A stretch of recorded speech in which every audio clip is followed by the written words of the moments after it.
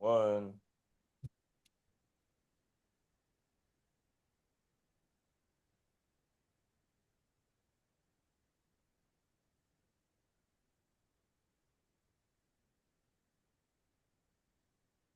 Ladies and gentlemen, boys and girls, welcome to the Divine Brothers podcast. Today, just me and Chase Austin. He's got to deal with some family stuff there because it's 4th of July, man. You got to celebrate when you're there in America, but Chase and I get a pass.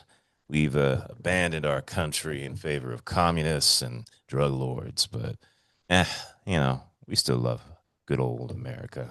From a distance. Anyways, From a distance. I tell you, man, there's something I'm late to the party for, but I got to talk to you about this. I was so fascinated by this, man.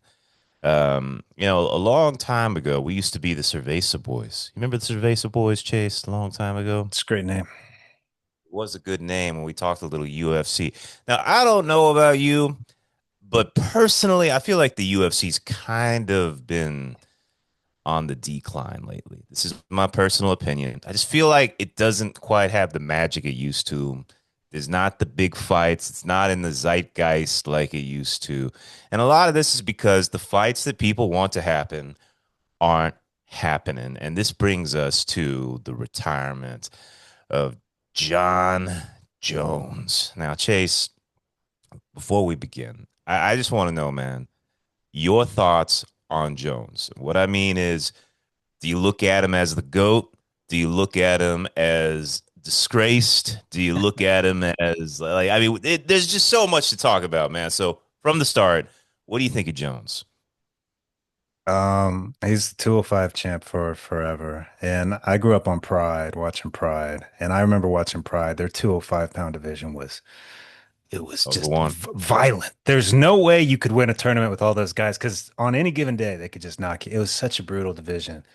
He came in at 23 and beat all of them. Like I never saw that motherfucker lose. I saw him in some close fights and maybe controversially might have lost one or two. He beat everybody. Yep. He fucking beat everybody. I don't think he was ever scared of anybody. Now he has fucking roids in the system, which I don't get. You're fucking number one. Why are you taking shit? I never understood that, but maybe a close fight scared him into taking roids once. He never got caught.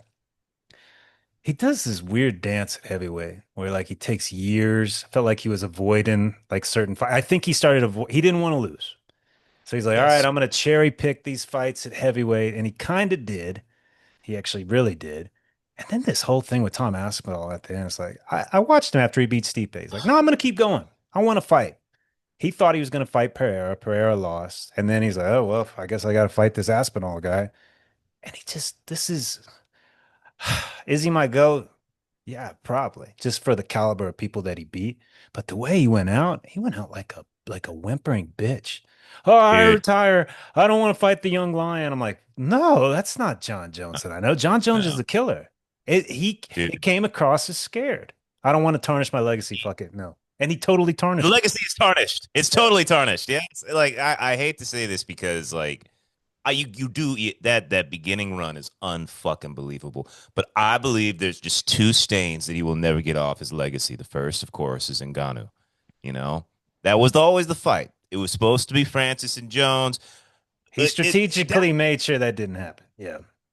dude, that was going to be the equivalent of Ali versus George Foreman.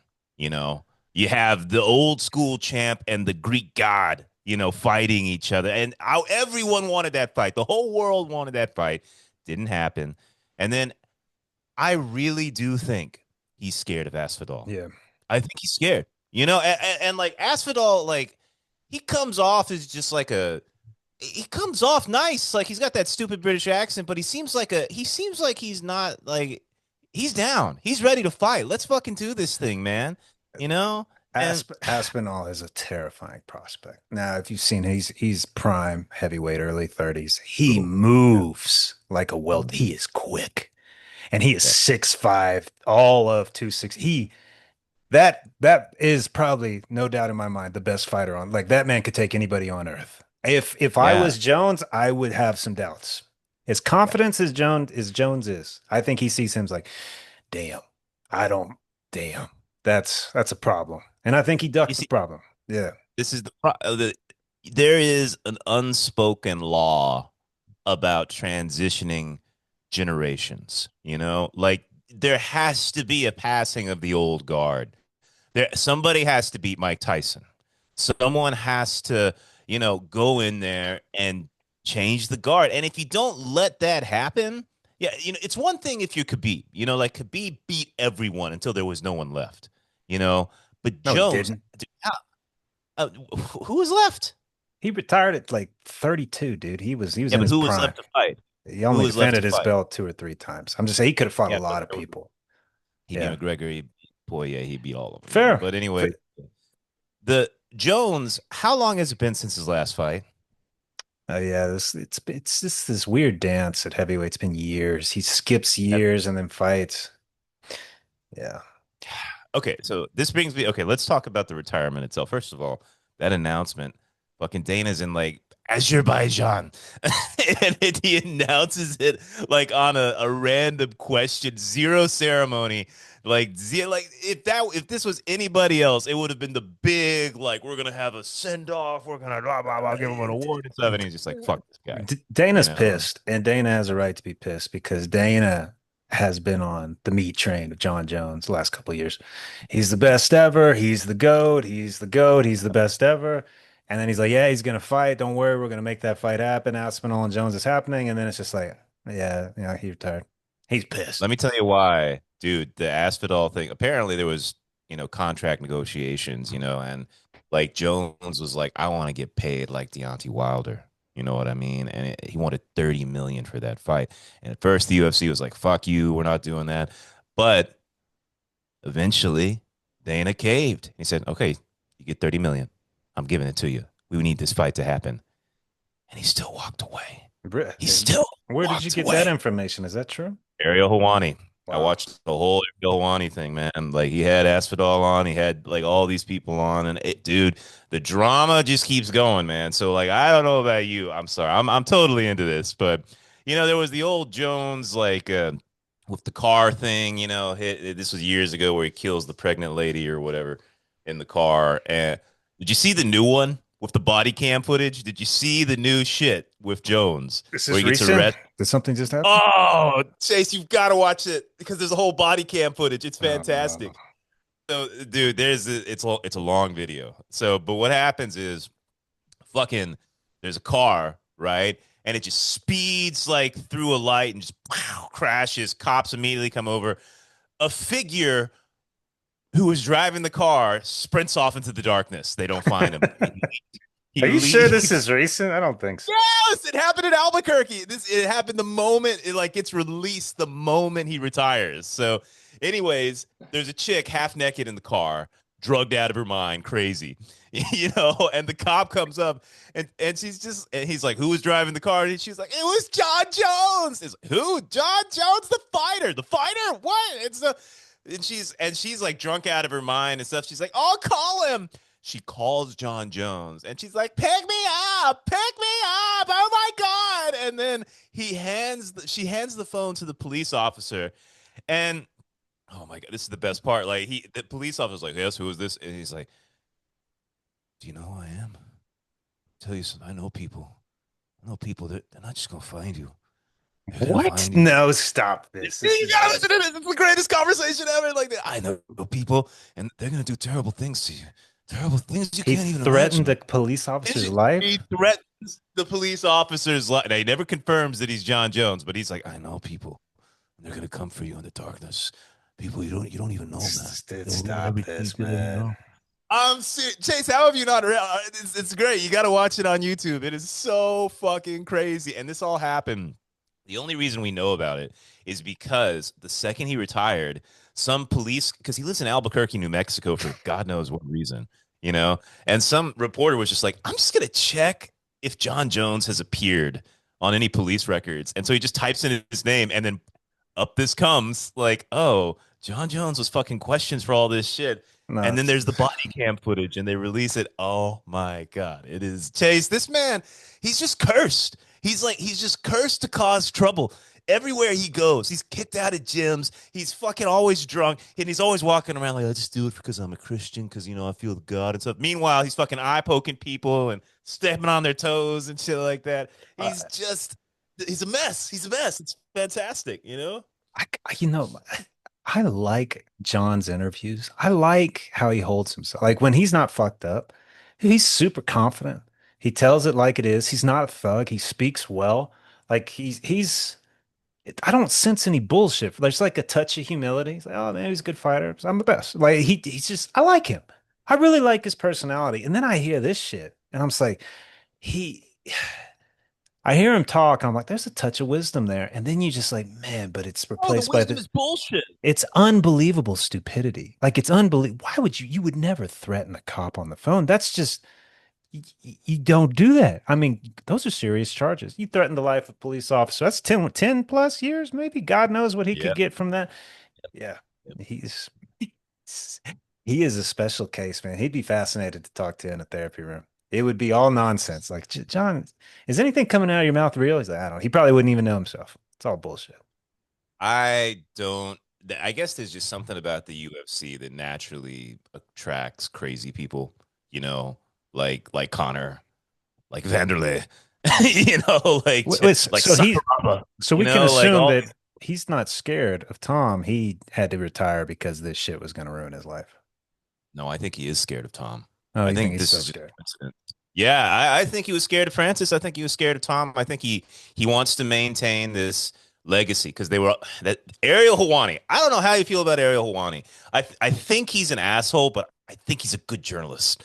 You know what I mean? Like I don't know how you feel. I don't know, but he went into the details, man. He had all the tweets, all the shit, dude. He's Jones is fucking crazy.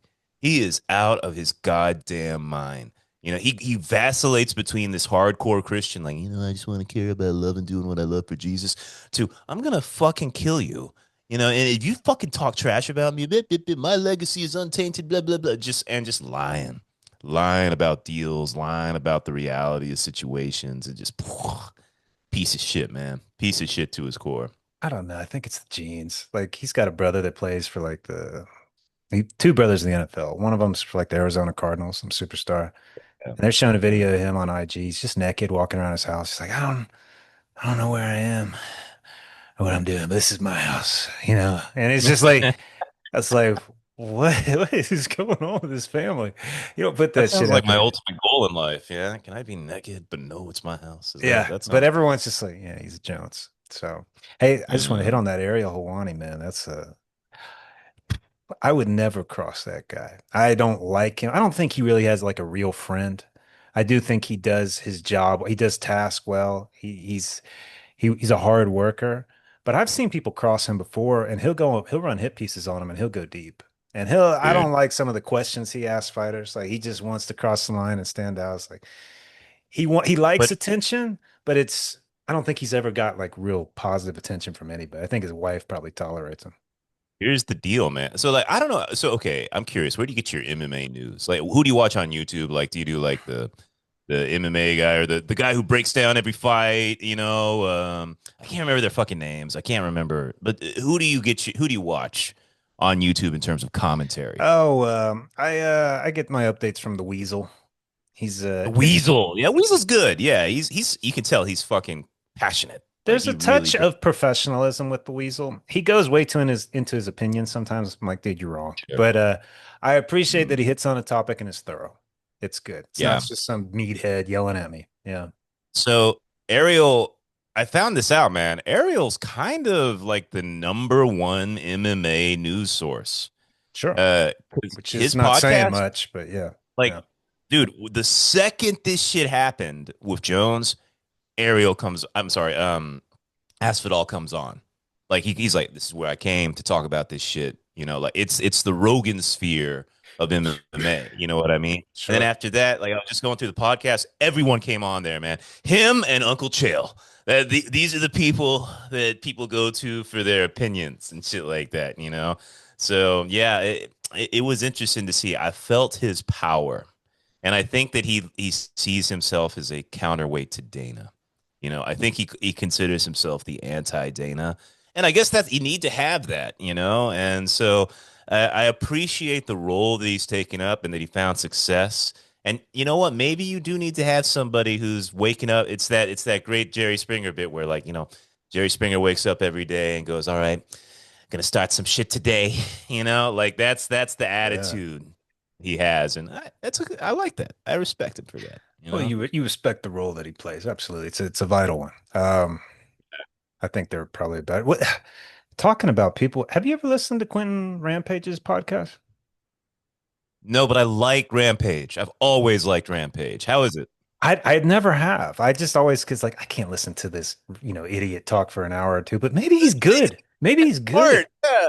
Yeah. Dude, each time I've heard him on a podcast, he's funny. Well, he's He's funny. unbelievably honest with his stupidity. I love that about him. He's just like, what is that? Yeah. Don't use that word. That scares me. Whatever that word is. There's too many letters in that word. You ever watch it? Did you ever watch The Ultimate Fighter? Yeah. I liked him on The Ultimate Fighter. He came off as fucking charming, man. Like I think everybody liked Rampage there. You know what I mean? And yeah, I think that what was the one he was? I'll talk to anybody, man. I'll talk to you. I'll talk to you, goldfish. Like shit like that. He's a good guy. He didn't lose his brain from all the hits to the head, man. And dude, that let me tell you, man, I got a lot of respect for Rampage because he was there in the Pride and the UFC, and he fought everybody. He fought his Pride fights, dude. He had some brutal finishes. Like people fucked him up, and he survived. He Well, he survived, wasn't man. on roids. They all were. I mean, It's kind of hard to believe because he's so huge, you if know. anybody wanted should be able to bitch about steroids, it should be Rampage Jackson. And Oh fucking yeah. pride in a tournament where there's no drug policies. Everybody you Oh man, fight is juiced to the gills, and you're still winning some of them too. It's incredible. dude. The other day I went on a soccer rabo tear. I just it was just one of those. I had some time. The I was like, yeah, Japanese we'll go on this. famous fighter they love, right? Did you know he smoked cigarettes hardcore and played video games all day? That's the He kind of was guy he he was looks like, but he still can brawl. those fucking Gracies, man. They look at themselves like we're so fucking we're all it's a fucking religion. This thing, we take it so seriously, and he killed them all. He fucking destroyed all of them. I love it. I love it. Like he's just afterwards taking a cigarette, blowing it in their self-righteous face. Like, oh my God, I love that shit, man. What I love it. can you imagine being the psychology of the cool Japanese guy? Like the cool Uh, Japanese guy in society. Do you remember that other fighter they had? It was like Yamamoto. He was like half Korean, half Japanese. He's like good. He's like his nickname was the good looking one, you know? He was just or sexy. His nickname was sexy. That's what it was. And he was, man. He played that role. He always had like a chick underneath his arm. He was MMA. that's Playing the awesome. role. Yeah, dude. Hey, can you go on a pride rant for like 1 minute? I just want to go get a coffee real quick. Okay, is that cool? Yeah, Just 1 minute. yeah. I'm cold.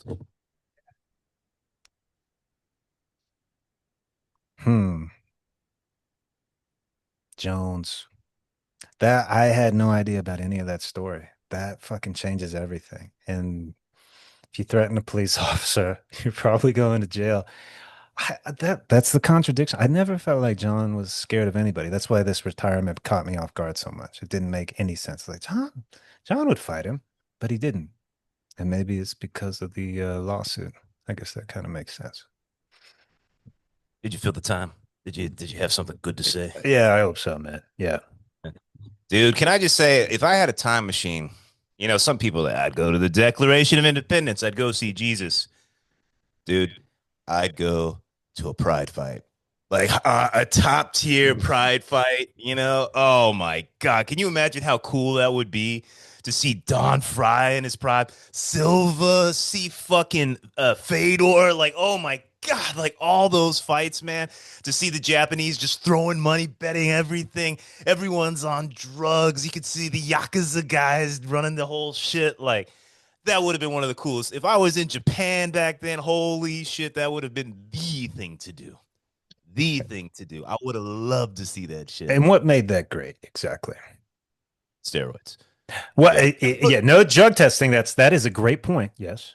The other thing, the fucking refs with those hey, being a Oh, pussy card. oh, that's right. The You remember yellow that? cards. That's what The yellow fantastic. card. Dude, Speaking of Rampage, I saw them pull out a yellow card on He's Rampage. pissed. He was He absolutely livid. he Yeah. lost his mind. He's like, fuck, bro! And the And then he knocked rage. the guy out. He knocked him out. Yeah. Yeah, man. No. Stomps, Well, stomping. okay, Really you're great one. bringing up a lot of great points. Pride was Yeah, amazing. I think it went down because the time zone, like nobody's awake in Asia at night. That's our fucking 3 a.m. But that's true. that's what killed him. But the pageantry. The intros Yeah, the those little wrestler. fighters had, oh, it was just like Rampage coming out with a wolf mask on, howling at the moon. Dancers coming out, smoke around Fedor, the undefeated. Like that's so important. Why doesn't the UFC do that? They're like, oh, I it's don't like, understand. dude, we should make intros, like pride intros, man. Yeah. Yeah. I guess they want to take themselves.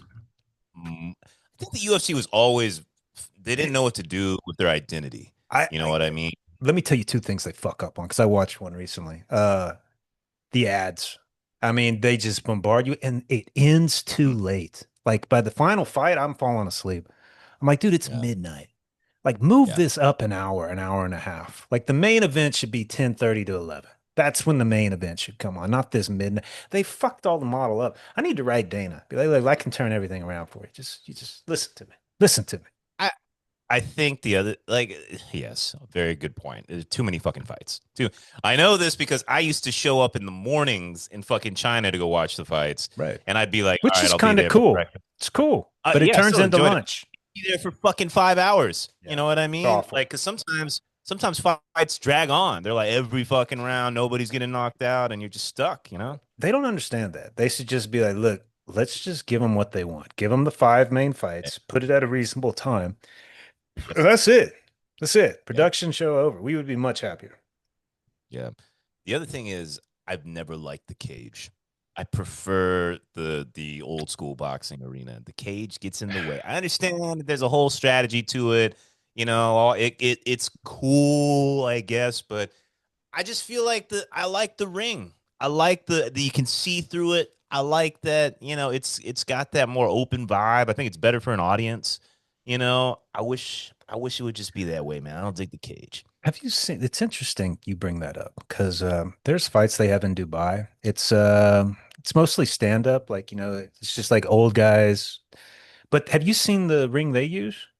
No. It's flat, and on the edges it's an incline like this for about 4 feet. Oh, forces them in. You got to go So if you inside. get knocked down, you're still standing up, but you're just on a hill. Do you understand what I'm Huh. saying? And people are right Kind of. What's the around it. angle? What's the angle? Oh, Like it's like I can't like remember 10 if it's a degrees or it, something or it's probably like 60, 70. Like you're fucking leaning. very I It's see. Okay, interesting, gotcha. but it's more intimate. Like you feel like you're right next to the blood sport. Like I could understand like you would charge a lot of money to sit Yeah. and have just, oh shit, I just got blood on my face. Like that's kind of you pay that's the type Yeah. of thing you pay money for. Yeah. I Being don't intimate well is awesome. yes, I don't like the octagon either. It sounds cool, it looks cool from a distance to watch an event. It's like, yeah, this kind of sucks, man. They lean up against it. They use like I prefer the ring, but I think there's probably like a perfect one, and we just haven't thought of it yet. That intimacy is so important. I remember one time our Uncle Thomas, he took me to a Mavs game and he had floor seats, Yeah. like on the floor. Like we were maybe 2 rows back from being right there on the court. That I don't give a shit about basketball. That made me love basketball. That was the cool. That was like seeing gladiators, because you're down there, and then suddenly you see these freaks, these giants. There's Dirk, like right there, and they're just towering above you, and you can get like a little piece of sweat on you and stuff like that. It made it so much cooler. Like so I was like, this is the fucking way to see it, man. Like it's there in your face. It was awesome. It was one of the cool sport experiences of my life. What Nobody wants to those our big, Uncle Thomas just had a birthday. Happy birthday, Uncle Thomas. But Oh, happy birthday! Yeah. he took me and our aunt. We didn't go to basketball. We went to the Dallas Stars NHL game. And I remember Okay, this. cool. It's one of the few 2 or 3 NHL games I've ever been to. I'm probably it was amazing. We weren't floor side, but we were pretty fucking close, And he was getting beer, he was getting pizza. Like there was a Yeah, man. fight. We were Doing it cheering right. on the fights, and they ended up winning like at the last second. It was fun. Yeah. It was so fun. And the hockey fans were cool. They were like, fuck him up, yeah, man, you know, and then it's like, hey, let's get a hot dog and let's have a beer. It See, was action this oriented, it was engaging, it was fun. It was fucking fun. you reminded me of something. So there was a Bernie Sanders was on podcast a while back. And the podcast, he's fucking old man. He's like almost 90. And the thing he starts off talking about is the Brooklyn Dodgers. I didn't know this. Did you know that the Dodgers, the baseball team in LA, they used to be in New York? They had Yes. another baseball team there, yeah. Yes. And they fucking sold out for money. They just sold out, and he talked about how he's still angry about it. Like, and he's like, everybody in Brooklyn was still angry about it. But here's what he said. He's like, you know what why a baseball game was great? Anyone could afford it. He's like, ticket was fucking $5. So people would go out for their lunch, like a game would go on for a long time. So go during your lunch break, watch for a while. Like people would hang out in the ballpark. And because it was so affordable, it was the place to hang.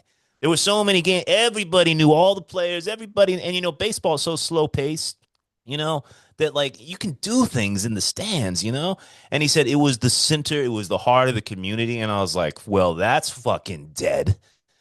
Like who can afford to go to see anything anymore, And it made me sad. Like that's how it should be. Like anybody should be able to go see a fight or a basketball game or something like that. Like it should be fucking affordable, man. It should. Well, I'd love to see. on the opposite side, like when you get the floor seats at the Mavs game, Oh, sure. you're kind of grateful that the riffraff's up in the fucking rafters, you know? Yes. You're But like, I'm glad that look the at those draft peasants. I'm place. so glad they're not down here with the sophisticated people ruining my time. Like I have felt both. I have felt like, man, this would be cool to do. Like everybody should be able to do this. And on the other side, I'm like, yeah, I want to get that person away from me.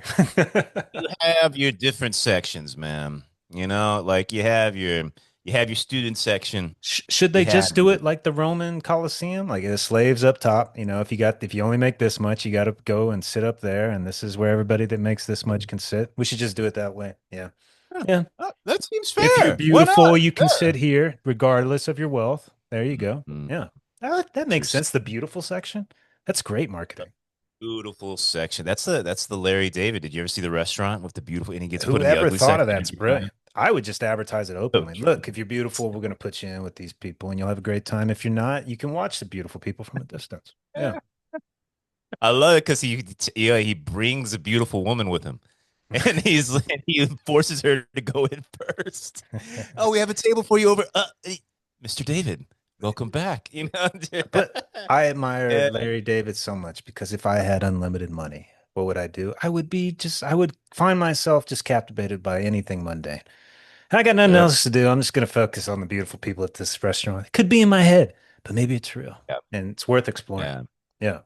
Yeah. Yeah, I agree, man. I think that maybe the highlights of life are like going out and doing things with no obligation, Mm, you know? Like mhm. you're not worried about money, you're not doing things because you have to. You're just going and having your own little Larry David adventures. Because what else are you gonna do? You Yep. know? I like that. That's a very fine goal to have. I'm trying to do more of that in my life, just going out doing shit. Unfortunately, it never turns into Larry David situations. It just Well, kind of turns I've boringness. always respected Larry David because that was his goal to be left alone and get caught up in trivial things. And then when I thought about it, I was like, man, I hear these idiots all the time. Like, I want to make a difference. I want to make an impact. I'm like, no, I just want to get caught up in trivial things and make fun of people. Like, why? Yeah, it's like that's the more honorable goal. Trying to save who the fuck do you think you are? You're gonna save the world? Is that what you think? I was like, you're probably gonna hurt just as many people as you're gonna help. Like It's these, the it's it's the sickening. oversaturation of heroes. It's Like bullshit. everyone wants to be a hero. None of You it's know, authentic. It's like what? no, It's like Jon Jones. Everything comes out of his mouth. It's like, is that true? No, probably not. No, none of it's true. God. It's Larry Davis. I just want to get caught up in stupid shit. I'm like, I believe you. I don't think you would lie about that. I believe You see, the problem is that we need role models like like Larry David. you know, like the person that we admire these days is it's just not you. that Authentic. individual, Chase. Yeah. That authenticity is not valued, you know. Oh, it's People but say it's they do. but they don't. They crave it, but they can't create it themselves. True, true. I was thinking about I was trying to think about coolness the other day because I've been watching a lot of Orson Welles clips, and I think Orson Welles is genuinely cool. Like I think he's one of the coolest guys who ever lived, you Huh. know? It made me realize that like it is impossible to make a cool formula, you know? Like I one of the great it was like my first executive decision in life, like realizing as a young man, I'm not cool. Like I just knew it, it was the same realization of I'm not tall. It sucks that I'm not, but I can't do anything. It's all right. I can just Right. accept it and move It's not forward. You know changeable. what I mean? Yeah. Yeah, exactly. And but when you see it, everyone recognizes it.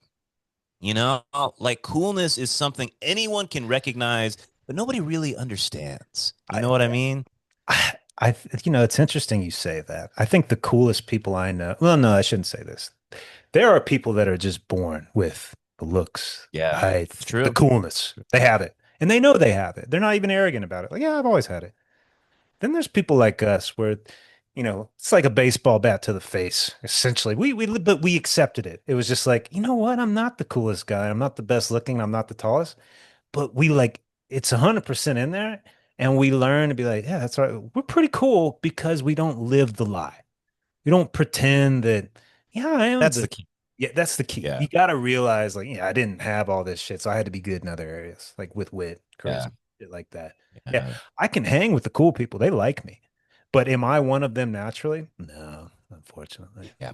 Yeah. It's interesting to see people struggle. Like this week it's the end of the year, right? And I had this teacher who I'm semi friends with, he's a South African guy. He's just fucking awkward. Like to his core, awkward, and he's kind of an ass. He's a good teacher, but he's the asshole teacher. You know what I mean? Too strict, too always getting kids in trouble, that sort of shit. And What's he fucking comes wrong in with and those he's like, people? Good God. he's they're just it's a type of person, and like he's a good teacher. He really is. Like I think he's a better teacher than me.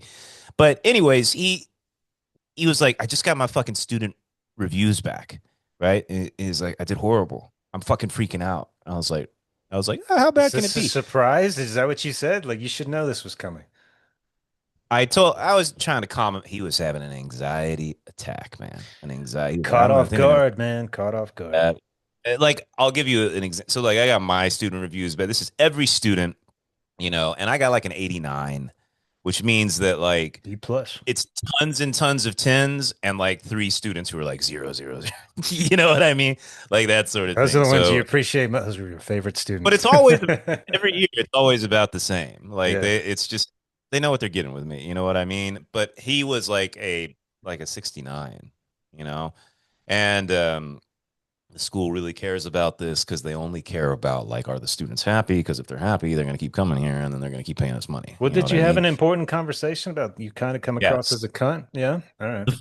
No, no. The first thing that I tried to tell him is that you're fine. They're not gonna fire you. But the thing I really wanted to communicate to him is, listen, your teaching is not as important as your likability. You know, That's a great like he approach. was he was taking it. He's a good teacher. He really is. Like he does his job, but he has sacrificed the thing that the school cares about more, which is your personality. That sounds so petty. It sounds awful to say from an educational perspective, but it's absolutely true. And I saw him all week. He could never lose the anxiety. He talked to every person about this fucking score. He was going to the boss talking about the score. Just, I'm sorry, I don't know. And I was just like, dude, this thing that you're doing right now is the very thing that is turning people off about you. You've got to try to be cool. You got to try to be like, all right, adjust, move on, and that's the problem, I like think people if you, struggle. I think like a magical score, maybe somewhere around an 89. Like that's kind of what you want. Because if it's too good, Sure. that gets garners attention. It made me think of because I remember excuse me, I remember the feedback from students as a professor, Yeah. and mine was always solid, but it got me in trouble one or two times. And I remember one time where, look, man, if you had a C and I liked you and you came and talked to me on occasion, you got to B minus. It's just, Right. you had one over absence, you were one too many, and I had to take a letter grade off. If I liked you, I wouldn't do it. Like, but I think Right. that's just normal professors. I think I helped out a little too many people. I had one chick, she made good grades on the test. She just didn't show up. Like she had 10, 12 out. Like I was like, you're fucked. Like I'll give you a D. But like I should have failed you like 5 absences ago, and I told you. And she was just like, you helped all these other people, you're gonna fuck me? I was like, what? Like I'm Yeah. passing you, you know? And she's Sure. just like, no, I'm gonna report you. And I was like, go ahead. It pissed Yeah. me off so much. I was like, you did nothing. You never came to class and you expected A. I was like, That's it's typical. I didn't like it because I liked her. She was a smart chick. She just was doing stupid shit. Like we Yeah. respected each other. She threatened my job, and I was like, man, fuck this shit. This is stupid. She didn't Yeah. scare me, but I was like, man, you're gonna go nowhere in life treating people like this. Yesterday was the last day of work. That's why there was no book club or whatever. But the I had a girl. I got a text from a counselor. Right, these are the people who kind of like they're the in between parents and Yeah, students. yeah. And she was like, "Hey, you gave one of your students like the equivalent of a. She's got like a 30 in my class. This is the last day of school. The last fucking like the students are gone. They left a week ago. Like this is like I have submitted everything." And she's like, "What the fuck happened?" Like, her parents are completely freaking out. And I was like, "Okay, first of all, this proves that this is the first time her parents have ever looked at her grades. Second of all, she's never said a fucking word to me. But anyways, they're like, "Well, can we do anything about the exam and all that?" And so I had to get out the exam and I took a photo of it. And sure enough, she had turned in a blank exam, a blank. She didn't even try. So I sent a photo and so I was like, "Well, you can show the parents this." Suddenly silence. You know what I mean? They don't have anything else to say. You know what I mean? So good for you for standing up for yourself, man. That's what you have to do. You got to show them, like, all right, here's my evidence.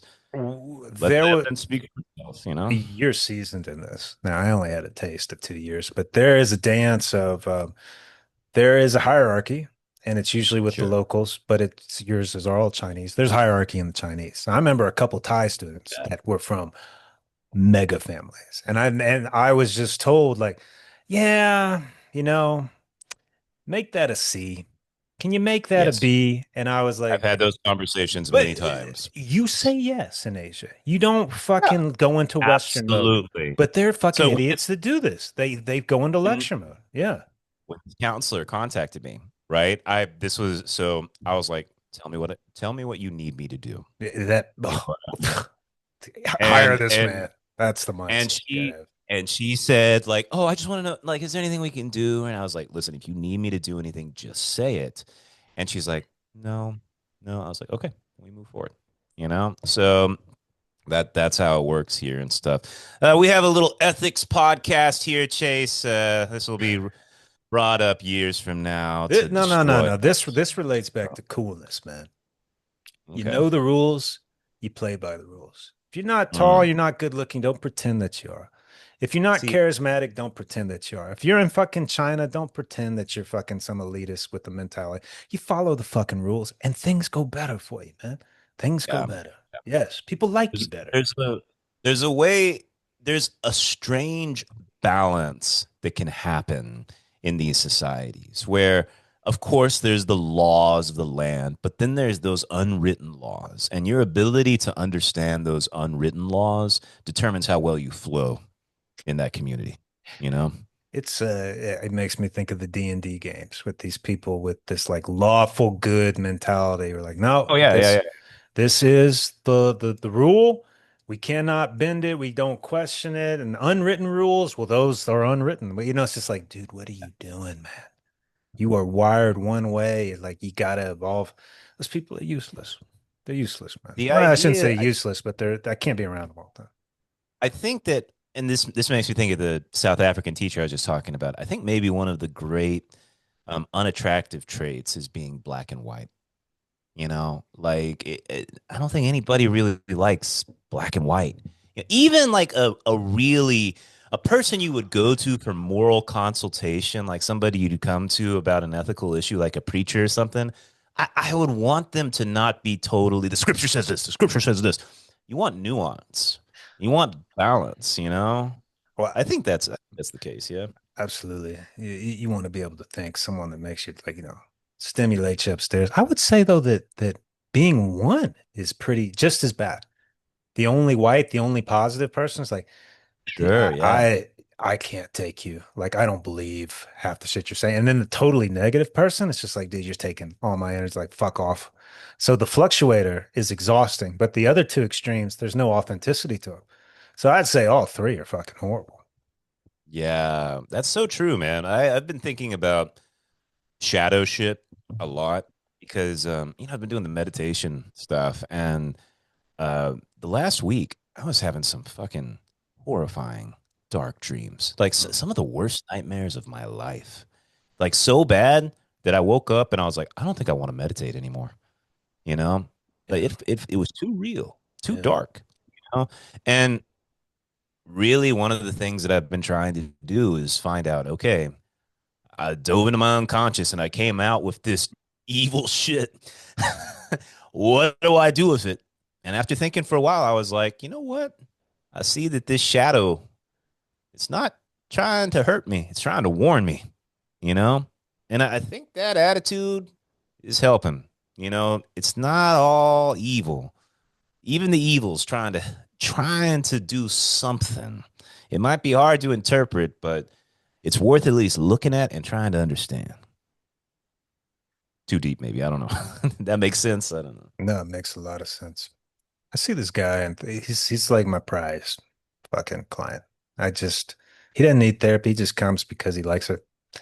He's Yeah. he's so well. This is a guy tall, good looking, born cool, Oh, he's successful. got it.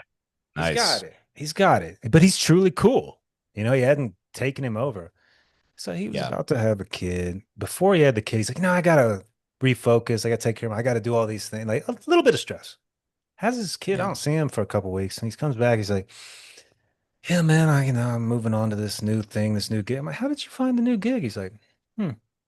It wasn't stressing him. He just deep dive for weeks. Well, I didn't say weeks, like a week or two. And he starts Yeah. emailing CEOs, asking good questions, like authentic questions. And they're like, hey, I want to talk to you. And then they Mm, talk to him, and now he's got a new gig. And I'm like, is it always worked out like this? And he's like, let me think. Yes, anytime I felt like something was ending, I always naturally found what was new in my God damn. career, in my life. And I was like, you motherfucker. It's like, What is anyone talking to you? He shouldn't be talking to you. This isn't right, I huh? should be paying What him. He advice are you quacked giving the this guy? he cracked the sequence. Like it's not there's just these mild fluctuations, and then there's the genuine middle way that leads to Yeah. transcendence. And he's on that frequency naturally. It is Dude, fascinating. And it could be because he's tall, good looking, and charismatic. Maybe things come well, easier. that That of helps. course, but it helps. It's not everything, Like Yeah, I've been talking to Wu Yin a lot. Did I ever talk about the calligraphy guy? Did I talk about that in a previous podcast? I don't I think can't so. remember. Wu Yin's been reading this book about Waisu. Waisu is like the calligraphy in China is everything. Like it's the ultimate art form in China. And this guy Waisu was a Tang Dynasty monk, right? Buddha guy, right? But he only became a Buddha because when he was 15, he started losing his hair. Like he had a disease of the head, and he was like, "Fuck, I can't like be in normal society. I'm got to be a monk, shave my head forever." And so he adjusts, but he becomes a drunk. Like he's a fucking drunk. Like he just drinks, and he kind of becomes a crazy monk, who like goes around, but he becomes legendary for his shoe fight. Here's his old school sort story, right? So there's a local rich guy. Here's, hey, this dude can do shufa and stuff. Shufa means calligraphy, excuse me. And he goes in, and there's this big party, and he's gonna do the calligraphy in front of everybody. He gets wasted at the party, like completely fucking wasted, and he passes out. He's like, just this Buddhist monk is passed out on the floor, and everybody's just drinking around, like, okay, I guess nothing's happening. He wakes up from the drunken nap, immediately starts doing shufa, like fills out 1,000 pages with the most unbelievable calligraphy anybody's ever seen. He runs out of paper, goes onto the walls and stuff, and suddenly like the whole place is covered in the most unbelievable calligraphy anybody has ever seen. And this establishes his reputation. He becomes a legend after this. So why did your story remind me of that? Because I think that great stories are defined by moments of boldness. Are you brave enough and bold enough to fucking email a CEO?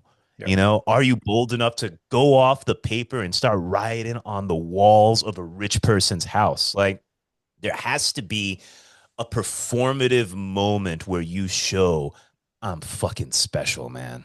You Dude, know? dude. So this is that same guy. He went over the story and he was telling me, oh, they offered me a job. And then at the end of the conversation, oh, I talked to the CEO and blah, blah, blah about maybe working. And I was like, well, you said they offered you a job. He goes, oh, no, they didn't, but they will. And I They was like, will confident oh. And then he confidence. gave me multiple examples in his life where this same pattern had happened. Yeah. He reached Yep. out, they liked him, and then he Yep. knew it was coming. And I was like, oh, so he's like, yeah, I told you I don't have it yet, but it will be, next week when we talk, I'll have the offer. It's like, wow. Insane. It was Yep. so casual. And I was like, Yeah. this, nobody talks like this. Nobody has these experiences, man. This is, Yeah. yeah. This is a universal. I have seen because I've studied great people in history, and the one universal is insane confidence. Confidence that makes no logical sense. Confidence where like you're a loser, you're going to become nothing, and then they end up fucking ruling the world. You know, Napoleon, same thing. Hitler, same fucking thing. In Tang Dynasty China, all the great poets, all the great artists, just insane arrogance, like crazy. Just I'm the greatest ever, and they truly believed it. You know what I mean? And it's just magical. It's magical. It's like a superpower, But I think you really have to believe it. Like it can't be a fake it thing. It's got to be genuine. Is there a way to tap into that if you're not born with the trifecta, the good looks, the height, and the charisma? I think kind of like the artist, you have to find a skill where that confidence can be established. You have Where to find greatness an is felt especially. like it's genuinely feel. Yeah, yeah, Sure, yeah. I'm sure you've Chase. I mean, like I imagine, like I don't know if this is a good example or not, but like when you were uh, in a high school football setting, you probably felt like, yeah, I'm one of the best players on the team. You're probably confident about that. Is that fair? I have it now. Like that, I don't Yeah. think I've ever met a better psychologist than me. It sounds horrible. Read a book. But anybody I ever met No. in the field, I'm like, no, these people suck. Never once have I come across someone be like, man, this guy, this chick, Sure. never Sure. happened. Yes, and I think that one of the things that you need is kind of like we were saying, like there has to be a moment where you demonstrate that to the world. Mm. Like a moment where there's a CEO or a moment where you're at the rich person's party and you show them I'm the fucking best. Because I think the problem with confidence is confidence doesn't mean anything if it's not displayed. If it's not put on, it needs to somehow be confirmed in the community. You know what I mean? I think that it can't just be kept to yourself. Because what's the good of confidence if you're just keeping it alone in your mind? It has to be confirmed to the community. Absolutely. And we're going to retort all the way back to Jon Jones on this. Brother, you have come across as the best fighter on the planet. You have the confidence. This was the last hurdle. This was the young bull. And if you beat him, nobody will question you on anything ever again and you duck it. Now, it could be because of all this fucking legal shit, but Jones has to beat him if he's listening to this. You gotta go back and fight him. You've fucked it.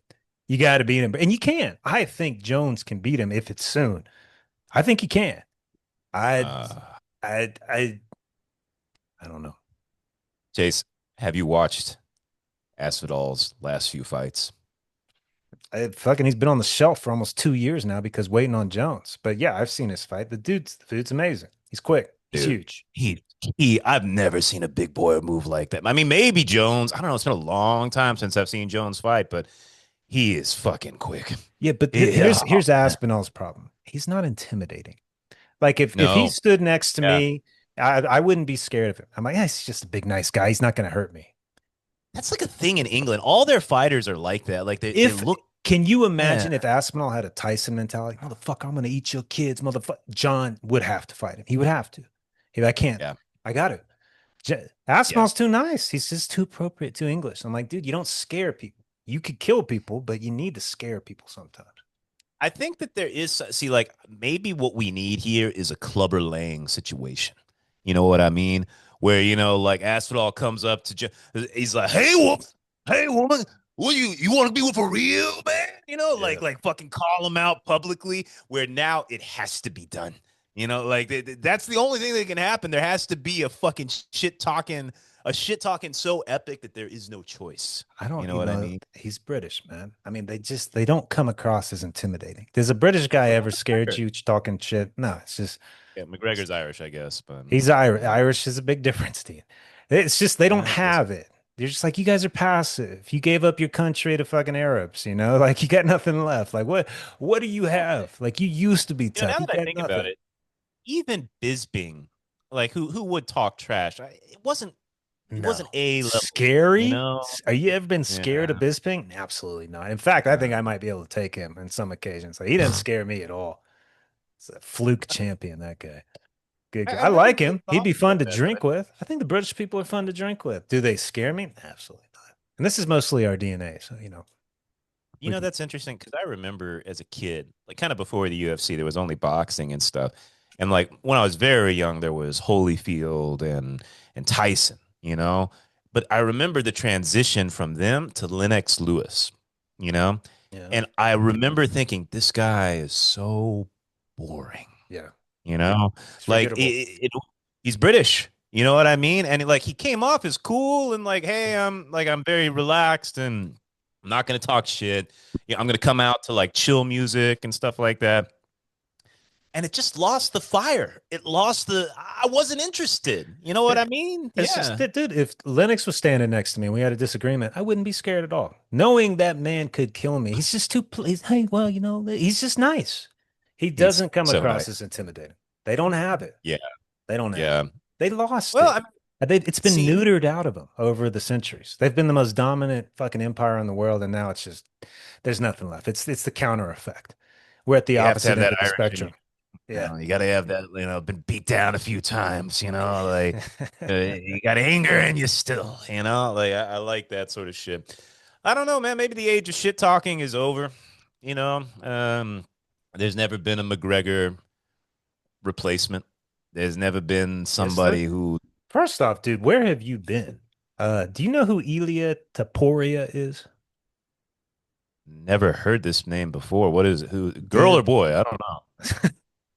I don't know. I don't know. Well, look, this Who is is your this? time to be a fucking idiot. I haven't seen the Jones video. So Elia Taporia is Yeah. Spanish slash Georgian fighter. He's at 145 like McGregor. Goes up, beats Volkanovski, knocks him out, knocks out Max Holloway, Impressive. and he just won the Also impressive. 150. He's never lost. He's the Okay. 145, and now he's become the 155-pound champ. And he did it just like Yeah. McGregor.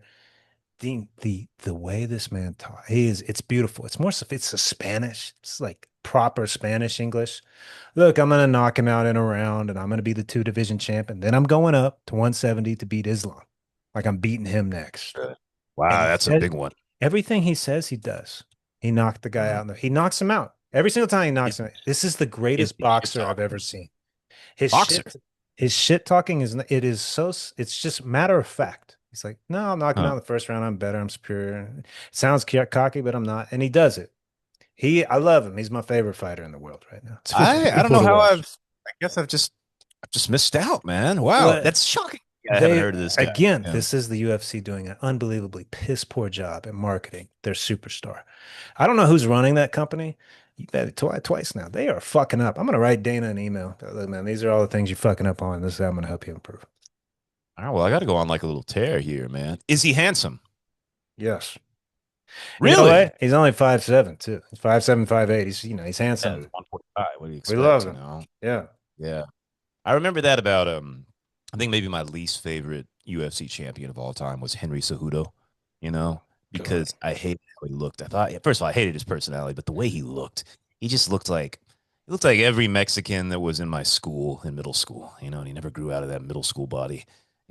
Like I knew a lot of wrestlers that looked exactly like him, and I'd never liked looking at him. I don't know. He was not a handsome man, not even a That's little bit. that's the problem when you fight at 125. He's just too small. Nobody's interested in that division, man. It's just It's a shame because there's great fighters. Like man, no, let me it's tell you, not. watching. You never see any like it's rare to get a knockout. They're all too quick. They're just quick Did and you like wrestling watching each other. Volk? Did you like watching Volk? Volk's all right. He's 145, bro. Oh, is he? Okay. Yeah, Yeah. Volk was I was like watching Volk. I thought he was a great one. Uh speaking of handsome people, Chase, you know what I went on a tear of the other day? It's Wu Yin's gone. He's gone to a wedding in Shandong. So it's just been me and the dog. And so I went on a YouTube tear yesterday. Do you know what I watched I'm so fucking late to the party. I'm not cool. You know what I watched every fucking video of the other day? The Johnny Depp Amber Heard trial. Do you remember that shit? Though there's some great clips in that. She shit the Oh man, bed. it's The fantastic. psychologist she had was insane. He was fucking. Oh, that guy's hair is all crazy and stuff He's like licking that. his lips on the stand Oh like my god! an But idiot. Yeah, okay, so you know what the best part is? Johnny Depp hired his lawyer is hot. yeah, yeah. Miss She Becky, was it's good. smart. And dude, she's like a little tiny little Mexican chick, man. But she's hot and she's good. She's good. Like she fucking made Amber Heard like piss her pants a few times. Like there was this moment where she's like, "You said you were going to give $7 million to charity after the divorce." She's like, "That's right." Yes, and he's like, "And have you sent that money?" And she's like, "Well, I've pledged to give that money." That was 10 years ago, Miss Heard. Yes, I've pledged to give that money. Did you donate the money? I've pledged to. Donate doesn't mean pledge, Miss Heard. Blah blah blah. And it was sexy. I'm a gay man to my soul, and I was like, damn, I want to. This Miss Vasquez, can you defend me? Like I was just like, damn, this bitch is fucking sexy. I loved her. I loved this Miss Vasquez. She was great, man. I watched every single one of those clips and had a great time. That was a fantastic trial. Oh, Fantastic. I was almost felt like it was set up for America. That's 100%. That's what I think of when Oh, I think of America. Oh, your fucking celebrities are fucking going through a breakup and they're going to court over it. Yeah, that's America. That's fucking America, motherfucker. Johnny nailed that. I mean, he's like he he played came that. off so cool. I never cared for Johnny Depp till that trial. I didn't dislike him I either. fucking like him. I I like have to him. I like him, man. love him. I have I was to. like, you Yeah. played that so well, man. Like, I'm gonna get the hottest chick, hottest, smartest chick I can get. She's got this dumb fucking idiot psychologist up here talking, just insane. Yeah. Everything he did in that trial was suave. It was Yeah. like Captain Jack Sparrow. I hate those movies, but he was There's smooth, something man. about it, man. It's Smooth. so cool. You know what else? That Amber Heard, like, so they were talking about the money or whatever, and she's like, "It seems that you did donate 500,000 to this children's hospital, but you didn't donate that money, did you?" And she's like, "Somebody donated it on my behalf. Yes, your new boyfriend, Elon Musk. She went from Depp to Elon Musk. Who are these women? Who are these women that are passed between movie stars and billionaires? Like, is there just like some super elite class of women that just like they go from Johnny Depp to Elon Musk? Like, what? I can't even understand. I don't think she's pretty. I don't think she's a knockout. Look, man, look, What is it? you go down that rabbit hole, you can get into some terrifying shit. So I saw it wasn't even I couldn't even go down this rabbit hole. It was one of those shorts. And it's just Oh some of shit. these, it's not even a porn star. She's like an OnlyFans star. I guess that's a porn star nowadays. And she's like, yeah, this NFL player hit me up and plays for this team. And I went over and he didn't want to fuck me. He just made me eat his ass while he jacked off, which is cool, which is totally cool.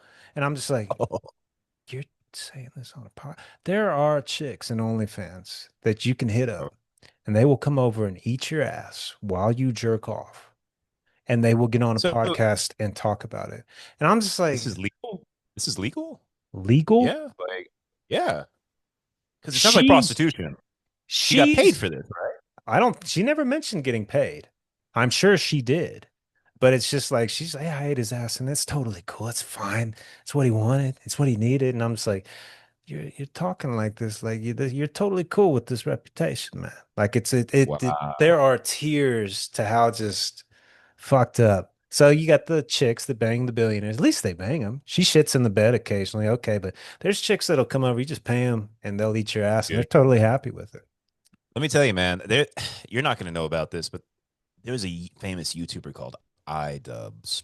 You wouldn't know him, but he used to be very respected in the internet community because he would go and he did this thing called content cop, where he would call people out for just being hypocritical and shit. He was super, super respected in the community, get millions and millions of views. He gets a girlfriend, right? Girlfriend's like a small time, what they call a booby streamer. Like she plays video games with her tits out, and everybody watches. And anyways, she starts an OnlyFans, right? And he gets criticized for this, like your girlfriend selling herself and all that. And he gets up and he says, I want you to know I fully support my girlfriend. And I think this is great. It's empowering for women and blah, blah, blah, blah, blah. And from that moment on, the dude self destructs. He becomes the worst loser. He becomes a parody of himself. Everything he does is awful. He gets downvoted to nothing, and he starts like apologizing for all his past videos. He starts saying like I've hurt women in the past, and he's a simp. He became a fucking simp, and it's a tragedy. He went from one of the most respected people, but this girl, you could tell it just completely fucking wrecked him. Yeah. So these things, like, I understand on the surface, you're like, I guess it doesn't really matter. Do what you want, make money, fine. But there is consequence, and we You're going to maybe be don't judged. understand You're it. going to be Yeah. judged. Yeah. Yeah. And it's not just that. I think it has the consequences ripple outside of yourself. It's not just you that's going to be affected, Like if you have to tell like imagine mom and dad, like, yes, my daughter is an OnlyFans. That's how she did it. Dean, Like, you're nailing this so perfectly. So as I scroll past this one fucking girl about eating ass, I don't want to see this. Oh my God. Goes to another one, OnlyFans porn star. And she's interviewing her brother on her podcast. Her brother who's still in high school. And she's like, "What?" oh, She's like, "So how's this for you?" He's like, "Yeah, it's kind of fucking awful. Like people come up and show me you banging these guys, and they're like, 'Oh, can I fuck you?' It's just, it's not easy for me." And she breaks down and starts crying. And he's like, "Yeah, you've kind of fucked up my life." And I'm just like, "What? What is what?" I don't want this algorithm. Like, but they're like, oh, I did these horrible things. Let me air. It's like the Will Smith shit. It's like I was watching that like Dean, that stand up by Chris Rock.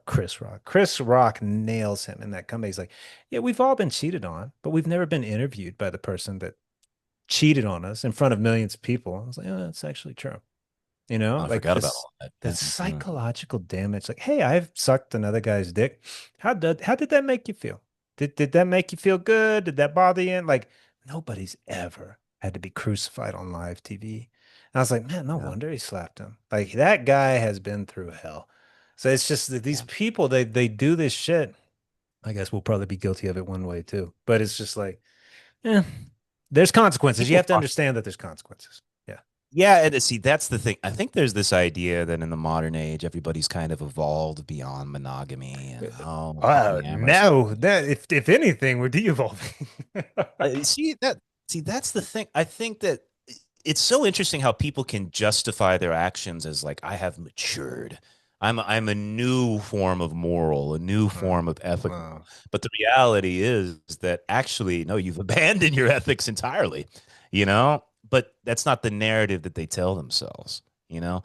And I just think that I really can't break this down because I don't have a full understanding, but I do know that there's a lot of unknown in this world of fucking around and open relationships and OnlyFans that we are just now experimenting with. And human beings need generations to process what's right and wrong. So this is the Wild West, man. And you better believe people are going to be hurt.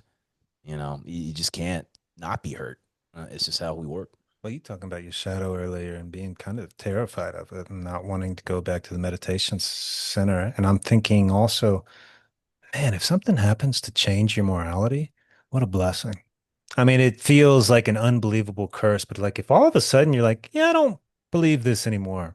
It's like, man, what a Mhm. shift. What a potential for greatness, a potential for transcendence, possibly. So moments, I guess I've ran into too many people, bosses, coworkers, people I've met, like, oh, God, you come across as just this hardwired, never black and white thinking, I hate you. You've never taken a chance to evolve. Can't stand people that don't, man. Mm. Well, I guess we have to be the light. Yes, we have to be the change, my brother. Yeah. Try Well, we to weren't change. born with the curse. We gotta own it. Yeah, we didn't have Well, it. it is interesting because like I have thought about this lately. Like I wonder what I can do to counteract the non-handsomeness. You know what I mean? You know Like my favorite what are my the balances, you know? I'll tell you my favorite attribute of Dean, as long as it's not directed at me. I love your indifference. Yeah, who fucking cares? You know, this sounds like, you know what? Yeah, like why am I stewing in a stupid emotion? Like it's stupid. Like it's unbelievably Uh trivial. I that's my that's true favorite. if that's how I feel, yeah. If that's truly how I feel, yeah, I'll definitely say that, you know. Oh, I think you see like, oh, I could see how this could happen, but it's not worth my time. I'm like, you know, it's not Yeah. worth my time either. It's Why that's I'm so lazy. Because the difference is so powerful, you know? Yeah. You would be a But great thanks. fat king. You'd be a great fat king. That's what you would be. No, dude. Ah, dude. See, like, I've been thinking about the looks thing. One of the things I've been thinking about is, see, like, after now that the summer's coming, I got time. Of course, my mind immediately goes to, all right, I'm not ever gonna figure out this fucking fitness thing, you know. So I've been thinking about that a lot. But one of the things I was thinking about too is becoming a sunglasses guy. You know, I'm super aware of my cross eyes. You know what I mean? And like, it's very, very, very subtle. But especially if I'm one on one with somebody, it's noticeable. You know what I mean? And I was thinking, well, what if I just became a sunglass guy? You know, like I'm always wearing sunglasses. That's just my look. It's my thing. I'm adopt that and just they're there all the time. That's one psychological thing that's out of my mind, you know? And because I was thinking like, I can't rely on just natural good looks, man. I gotta do something to up my game a little. And maybe being a sunglasses guy is the way to go, you know? I got opinions on this. I have never been a Okay. sunglass guy, you know this, but I was for Never. one I've summer. noticed that. One summer I Uh, was as an beach. ocean lifeguard. You had to. Yeah. You would go You blind. had to. So it's interesting. First off, you take your time picking. Like shades matter. The way they So look on your face matters. So the shades I had on the tell me beach, about, yeah, where did you find those, man? it's recommendations, but like I forget the Patience, name, but okay. you can see what's in the water better. I forget the term, but Ah, you polarized polarized. lenses. Yeah, Yeah, yeah, yeah. yeah, yeah, yeah. It makes a difference and you don't go blind. It makes a huge fucking difference. But outside of work, you just, you're used to it. So you had it. We had the wooden sunglasses. Remember those we used to rock? Those Uh, were cool. I Loved rocked the those. Yeah. shit out of Cool. those. Yeah. You got to find your look. You got to find, but here's the thing where it could go bad. There were, and some of our best lifeguards, they had the tan lines. Like when you take them off, and it Ah, looked awful. And it was so bad that you had to just 100% dive into, I'm going to wear these all the time because if I take them off, it's over. am I- So so how did you avoid that? I was always conscious of it. I wore my shades underneath the umbrella and like I wore my casual ones just occasionally off work, like never Okay, working balanced. in the sun long Mm, term. Like, dude, it's because one day you forget, you take that off, fuck. you're Yeah, fucked. You're fucked. So you have yeah. to be aware of that. Oh, You that's a can't, great. it's a great point. I've said this before, but I maintain this. The highest form of chase, like the physically the best you have ever been was lifeguard. There was there's first you look better dark. Yes, it's a little Mexicany, but I think you got the golden in you. You know what I mean? I got the golden really strong when I get dark. The hair put back. I can see the sunglasses in the hair, little bit of scruff, toothpick in the mouth. You know that this was peak chase, man. You need sun. Sun is important for you, man. That's I appreciate you saying that. That's a really important thing to remember. I reached a point lifeguarding, and this what shocked me. Another besides sunglasses, I couldn't burn. Like I remember I burned a couple times, and then you got so Yeah, dark that it was just like skin adjusts. I remember one day I was talking to remember the military guy, I forget his name, the general or whatever, Addison. The Yeah, colonel. the Colonel. And Yeah. I was like, Colonel, do you burn? He's like, no, man, I reached that point. I'm scared. I think I reached that point too. He goes, you want to sit in the sun for 8 hours and see what happens? And I was like, okay. And we What? did. You want to get cancer? We did, man. Because he'd been through every hardcore spy training as we're going to sit in the sun for 8 hours. I was like, all right. And we Uh, did it. We didn't burn. We didn't burn, Whoa, but it kind of a was superpower, but man. thank you, Colonel, for pushing my limit. For pushing my Mhm. limit. Dude, he was fascinating to work with. He was like, this is how you find a spy, a passport. They always have these numbers in it. I'm like, well, really? Oh, I didn't know that. He had done Ah, everything. He was West Point grad, like everything. He was number one, and he was yeah, just bored. He was bored with life, so he went out for lifeguarding. It was fantastic. yeah. That was. It is interesting that you had that taste of life, because I think that that showed you the possibilities of a community, the possibilities of an environment, a good environment, you know? Like that's where you met Bruce, of course. And like also, man, I remember you pointing out the sadness of people, you know? Like Chase worked with this lifeguard, Addison, and I always thought he was so cool. I was like, this guy seems like he He seems was really cool. cool He and was stuff. a cool dude. He was a And DJ you're on like, radio. Yeah. he was a DJ, but I remember you telling me like, oh, dude, he's got a hard life, man. He's dealing with all kinds of shit. I And I was like, really? I'm shocked by that, and it was interesting to see that. He taught me so much about passive suicidal ideation. It was beautiful. Oh God. We'd take that rescue board and he'd go way out, like just to the point where I could barely see him with binoculars, and he would just dangle all his limbs in the water. And Hey, he would come in, he would do this for an hour or two and come in. I'd be like, dude, man, there's big fucking sharks out there. Like I even see fins sometimes close to you. Like you need to like, I hope they take me, man. And I'm like, dude, what? I know I that, man. saw him years later. I was like, "Did you remember when you talked like that when he wasn't depressed, when he had money?" He's like, "Yeah, man, I was fucking. That's insane." He's just like, I was on the verge. I was so depressed. I was like, "Yeah, you fucking were." I would vividly watch him for minutes and minutes, just like he's gonna get eaten. He's coming to witness this. I'm gonna tell Dean tonight that I watched him get eaten. Never did, but Dude, came so close. I have a question, all right? Take me through a lifeguard day. Because I remember seeing Chase, he had the ultimate setup. Him and this guy Addison, they had the giant umbrella, they had the super comfortable chairs, and it was on an empty beach. It was like the one empty beach on 38, It was. But you were there for hours and hours and hours baking in the sun. So what did you do? You know what I mean? It was a Like I would reject. It was a reject fucking lifeguard fucking setup. It was the worst one in Florida. We weren't even invited to the competitions because they knew we'd lose. But there was 8 towers. We were on the one that the least amount of people came to. So it's just a metal hour one. structure. Yeah, Tower One. Yeah, The yeah. Uno, as we called it. But we always brought three umbrellas, put one above us, one to the side to block the wind, and another one to just make like Setup, a man. little oasis. Yeah. Music, recliners. Oh, it was so cool. I was like, oh my God, We this is would awesome, switch man. off lunches. We would go and get the gourmet lunch from Publix. We get some good healthy drinks. And rarely would we train. Like he might do a little run one day, I do a little run, but if the waves were good, we were just taking turns out on the rescue board surfing. And we're just talking, listening to fucking Queens of the Stone Age and it was But but this is hours, right? Like how long was the uh, shift? well, you know what the interesting thing when you're the lifeguard on a beach, people always want to talk to you. So we'd talking and then Ah, the somebody hey, conversation. hey guys, but I'm from here. And then we got the locals that come up and shoot the shit. Hey man, hey, what's up, Chase? How you doing, Oh, man? what a cool position. Oh Dude, we had the man, that's guy so that awesome. the jacked guy that took the break from his wife. He'd come down and just shoot the shit at lunch. Yeah, I'm bored. I got Ah, nothing to do. I'm just gonna come talk to shit.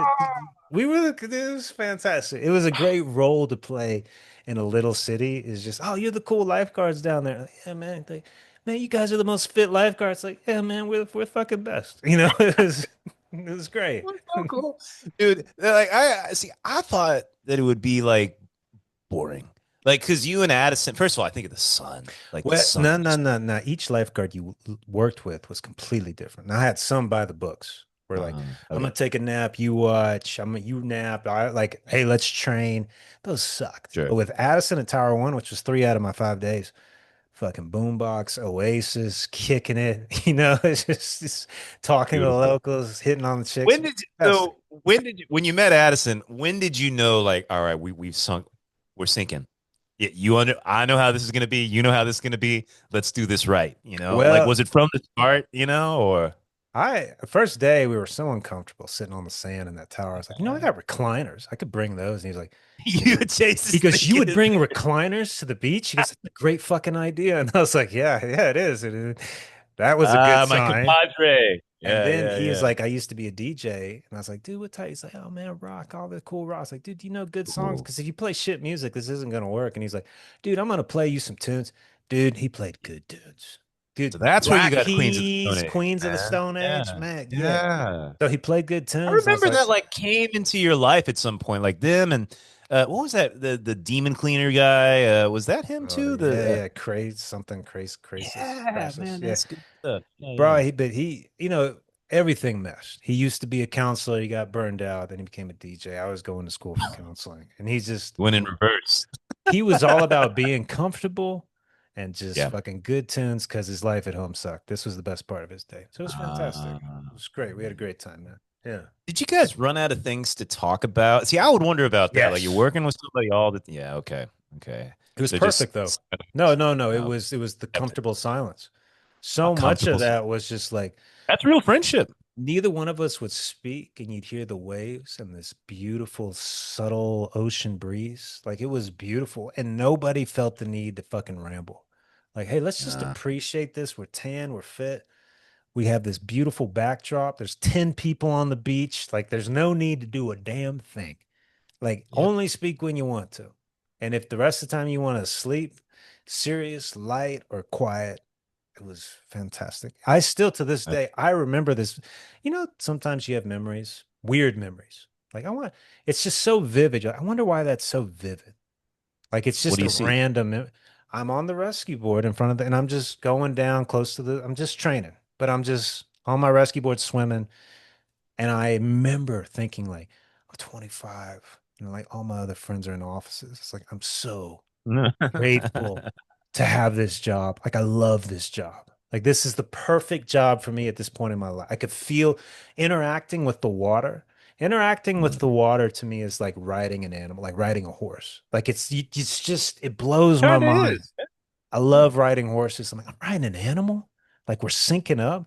Like riding a wave is just like I'm riding nature. Like I'm syncing. It's just it's feels so right to me. I love it. Both of them.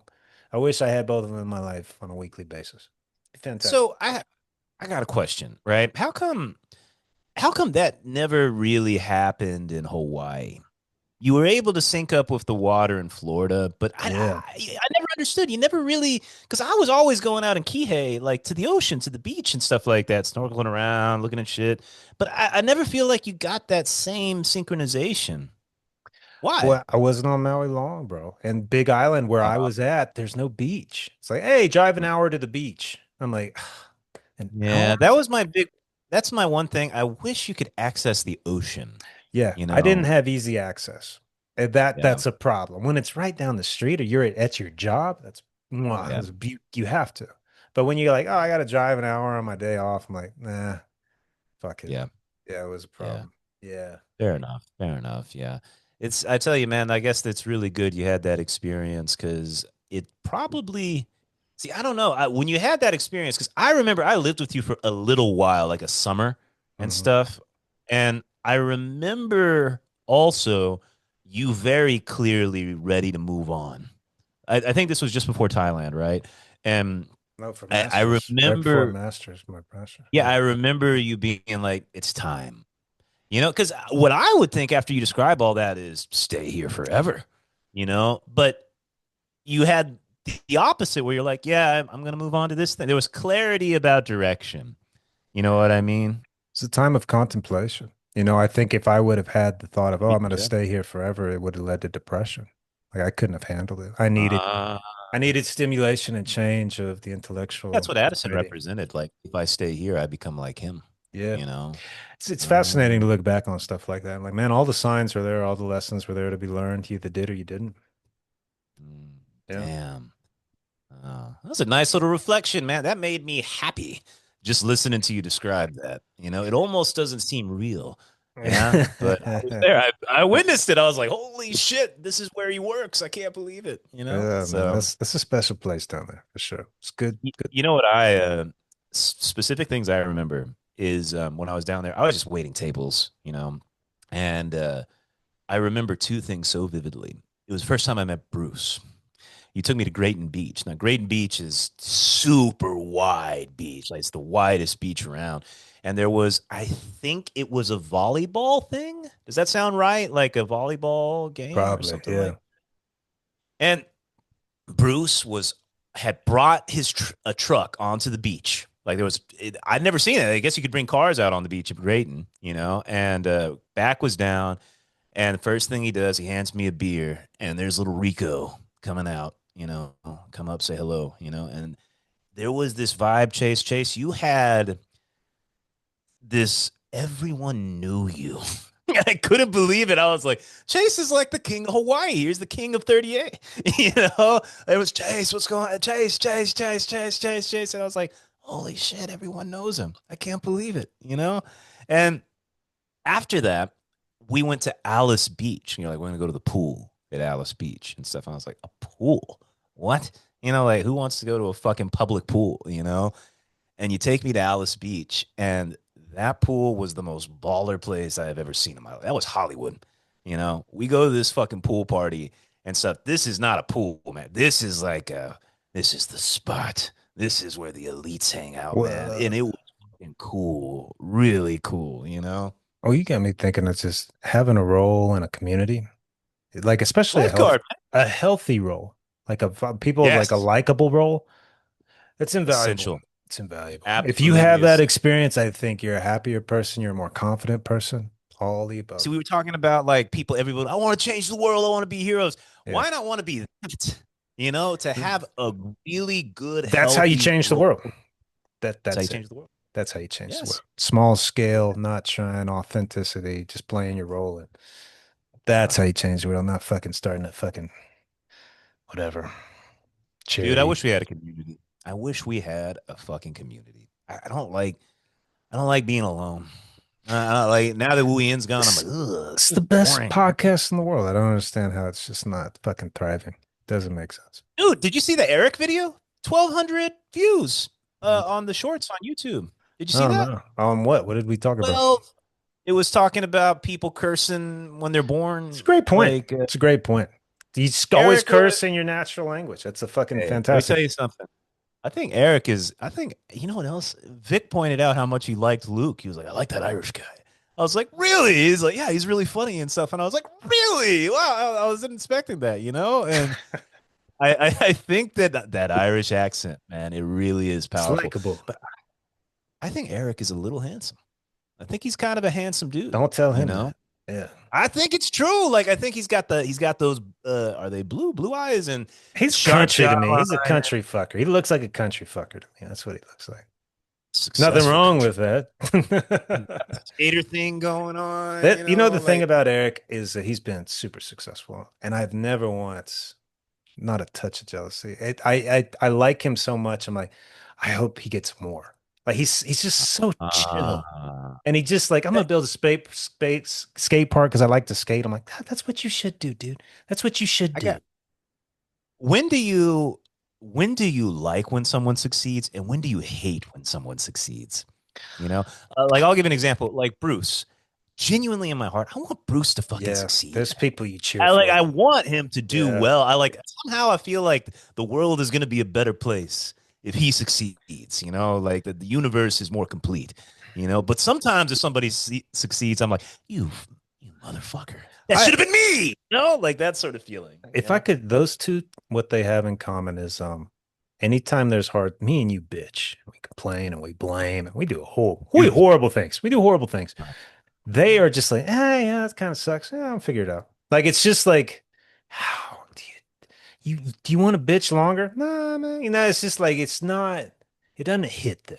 It's like I'll get it done. Yeah. I'll figure it out. And you don't let shit get to them too much. And it just seems like they want to have a good time. I'm like, man, if anybody deserves success, it's cool fucking people like this. Like, There's fuck a it. sense of justice. Like, yeah, Yeah, they yeah. earned it. Maybe there's some Correct. karma. Maybe that is a true Yeah. term. Yeah. Yeah, yeah. So on one side you've got Eric, on the other side you've got Charlie Harriman. Where Yeah, yeah. there's genuine hate and want to despise everything. Every success they have is not fair. That's a great point, man. It's a great point. Some people you cheer for. But what makes the people you don't cheer for? Why would you not cheer for them? Maybe it's injustice. You feel like they don't deserve it. Yeah. You know, Like, this doesn't stack up. especially for me, it gets to selfish shit. Like where I'm like, the thing you succeeded at is something I do better than you. You know what I mean? Like I should have been the one, but it was you, and you're worse than me. Like real arrogant sort of shit. I can see that fucking with me I sometimes. feel like if I think someone's worse than me, it's just I can pull on things like, here's the reasons why I believe this. I got Yeah, but evidence. what if they succeed? Like, what if they're successful and you're not? That envy. I guess envy, yeah, is the sort of shit that could fuck with me a little bit. Um, I don't know. Like I'm everybody I think trying that to think wanted about it more. or should fail has failed. So I can't think of a primo example where I had someone that got successful and I was jealous. Hasn't happened. I When I did stand up comedy, um, there was a girl named Sarah, and she was a Chinese. She was terrible, terrible at stand up comedy, but she stuck with it. She kept going and stuff like that. And I see her on WeChat all that. This was years ago. She is still doing comedy. She's got her own shows in Singapore and stuff like that. And anytime I see her, I'm just like, that should have been, and stuff like that. So yeah, I feel the envy there. Like I was like, I was better than her, but she's probably way better than I ever was now because she It, just kept practicing and kept doing eh, it. But I feel that pang in my heart. It's that's like, a great fuck. example. It's interesting as a psychologist. Social skills can be learned by anybody.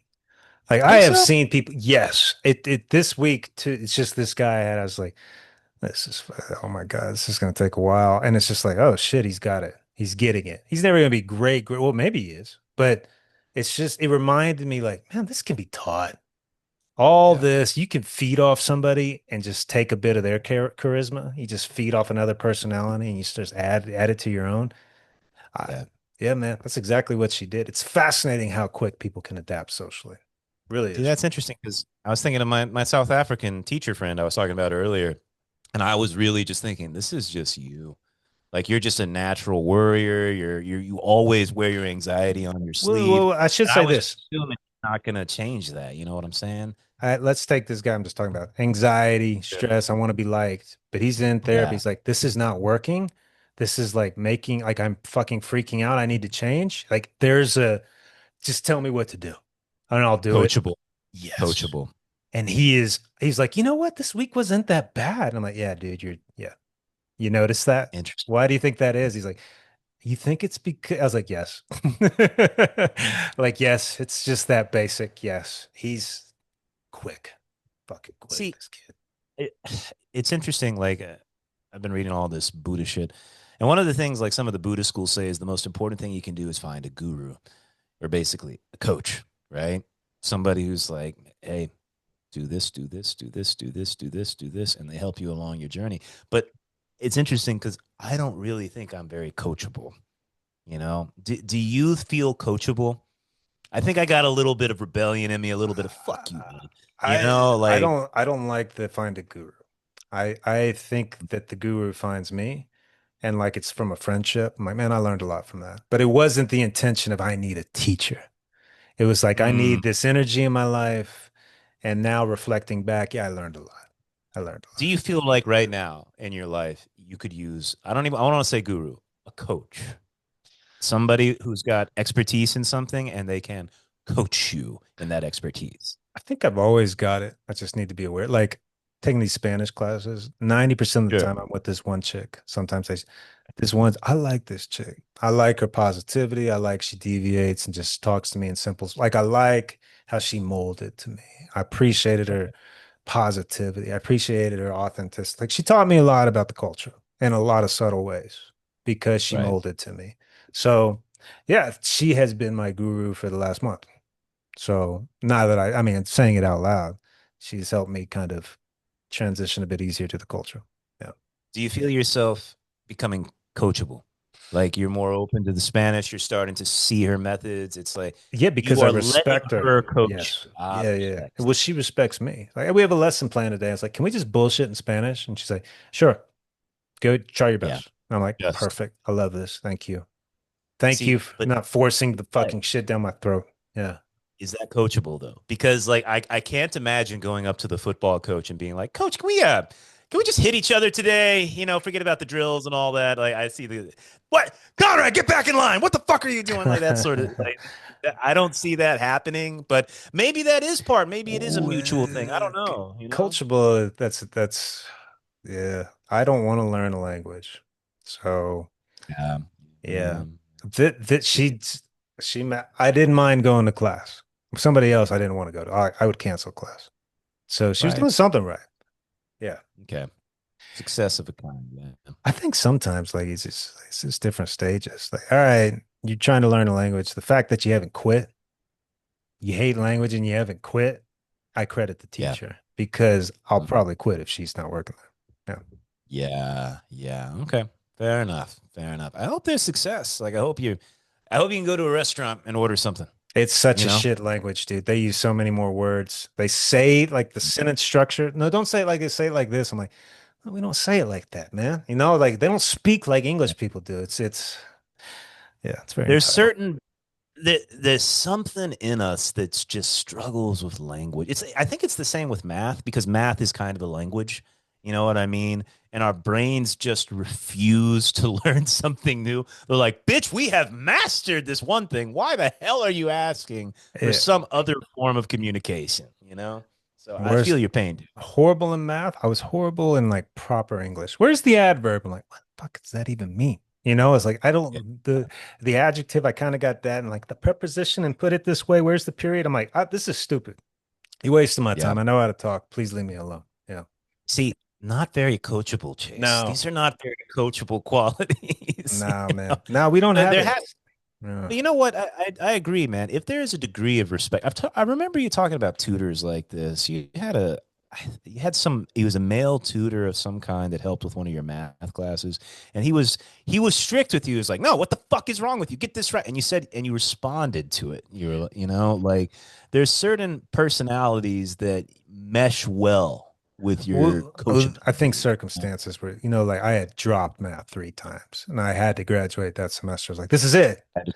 Yeah. It's like I can't drop it. And he was just like, are you stupid? I just explained this to you. Like, you're about to graduate. You can't be this dumb. Like it was just What you degrading. needed. That's what you But needed. Yeah. he degraded me to the point where I was so nervous that I prepped before I went to class. And then I was ready. And I got A's and B's, but Yeah. I needed to be talked down to.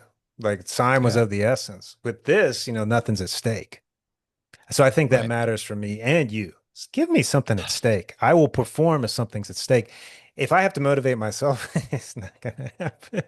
This is We not can't good. figure This is not not good. nothing motivates us You know, enough. If you if because you think told about me and you, hey, $1 million to do this or this, dude, we would kill people. Bodies would be on the floor. Like, yeah. DC.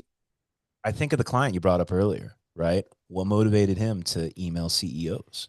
His There was greatest no gift, deadline. he told You me, know, is to make the uninteresting interesting. I always had that Oh, ability. I was fuck, like, that is a superpower. That's a superpower. real superpower, man. God damn. Greatest Yeah. superpower of all time. You see, like I wish that wasn't the case for us because I feel the incredible detriment. I mean, I work great on a deadline, but Yep. I hate deadlines. I Me too. hate deadlines. There's no pleasure in deadlines. And anytime I do something early, I always feel like, oh, thank God, this was smart. This was better. And yet I don't repeat the action. There's so much positive energy associated with getting shit done early and like doing things just before. You feel smart. You feel correct. You feel like, yeah, this is how I should do it. And yet that positivity doesn't reinforce habit for some reason. I want I to. guess I need to be intentional about it, but I wonder if it's that's the fucking hard. psychological trauma we've inherited from our father. So I think he talks about him as a prosecutor, undefeated. I never lost, but the pressure and the Oh, deadline. the pressure, And man. just like, Yeah. oh, another win. Yeah, we expect you to win again and again and again. And Yeah. eventually it broke him. And then he popped out 2 kids during that time too. And I'm like, I wonder if that, he felt that in the semen, that Yeah. tension of just like, oh shit, give me a, Well, what is interesting? I remember I can honestly say I've really intentionally avoided high pressure in my life. There are very few high pressure moments in my life now. But honestly, this is a very like kind of easy example, but the highest pressure moments in my life were actually like waiting tables. I can remember being sure, sure. at the Muddy Rudder Oyster Bar where I'm like alone at lunchtime I've worked at a million restaurants, but this place, I was 17 and I was working alone at a restaurant. And then all of a sudden, they're like, hey, I got a little league team I'm bringing in. It's like 25 kids in their family. So there's going to be 75 of us.